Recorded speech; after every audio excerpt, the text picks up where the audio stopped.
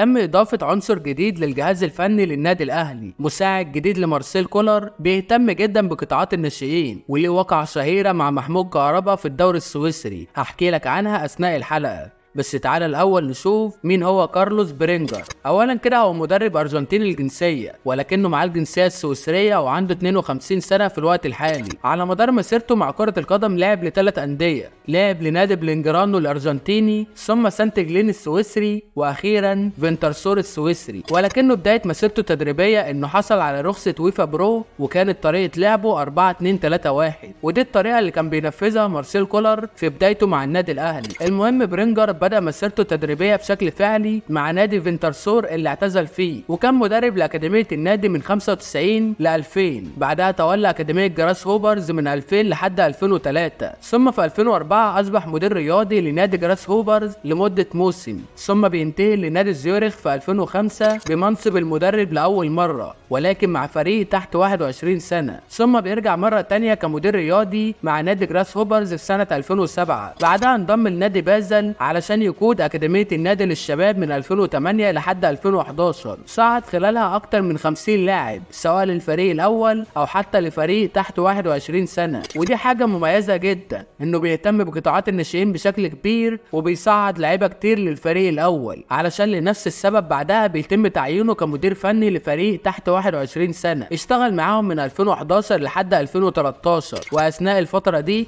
قدر يفوز ببطولة الدوري والكاس وطلع لعيبة كتير مميزة، علشان بعدها بيتم التفكير فيه بشكل كبير من جانب لوزرن السويسري، وبالفعل بيتم تعيينه كمدير فني للفريق لأول مرة في مسيرته. والتجربة دي بدأت من ابريل 2013 لحد اكتوبر 2014، واثناء الفترة دي كان كهربا بيلعب مع النادي، ولكن كارلوس طلع قرار غريب وقتها وقال للإدارة انه مش عايز محمود كهربا معاه في الفريق، وبالفعل كان سبب كبير جدا ان كهربا يرحل بعدها، رغم ان كهربا كان مقدم اداء جيد مع المدير الفني، لانه شارك تحت قيادة كارلوس في 19 مباراة، قدر يسجل 7 اهداف وصنع هدف. ولكن كارلوس وقتها قال ان اللاعب مش ملتزم بالتعليمات بتاعته، وطلع في مؤتمر صحفي وقال بالنص انه حاول كتير مع كهربا ان يكون اللاعب مرتاح وملتزم، وانه بعت وجاب عيلته لسويسرا علشان اللاعب يركز في التدريب والمباريات. ولكن قال بالنص برضه ان كهربا عنده 19 سنة وشايف انه اكبر من نادي ب 113 سنة. ثم بعدها بيرحل كارلوس عن الفريق وبينتقل الى نادي زيورخ،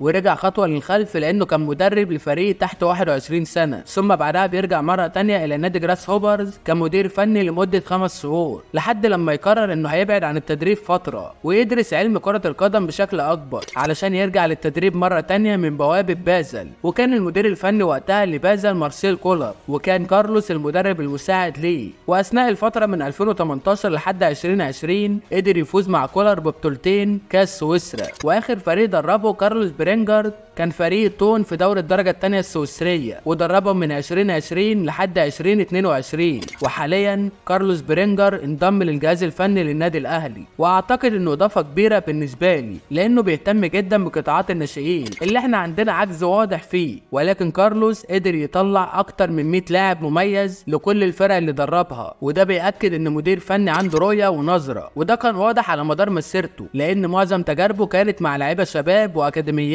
ولحد هنا تقريبا عرفتك سريعا كل حاجة تخص كارلوس برينجر المدرب المساعد الجديد لمارسيل كولر اللي بيقود النادي الاهلي. اتمنى تقول لي رايك في الكومنتات تحت، هل هو يقدر يقدم اضافة للنادي الاهلي ولا انت شايف ايه؟ وتقول لي برضو رايك في مسيرته، هل هي كانت ناجحة ولا لا؟ واخيرا اتمنى قبل ما تقفل الحلقه يا ريت توحد الله لا اله الا الله وتصلي على سيدنا محمد عليه افضل الصلاه والسلام، واعمل لايك وسبسكرايب وفعل زر الجرس. واتمنى تعمل فولو للصفحه الرسميه على فيسبوك، بننزل عليها حلقات كتير وبنتكلم عن لعيبه كتير هناك. نتقابل بخير يا حبايب، سلام.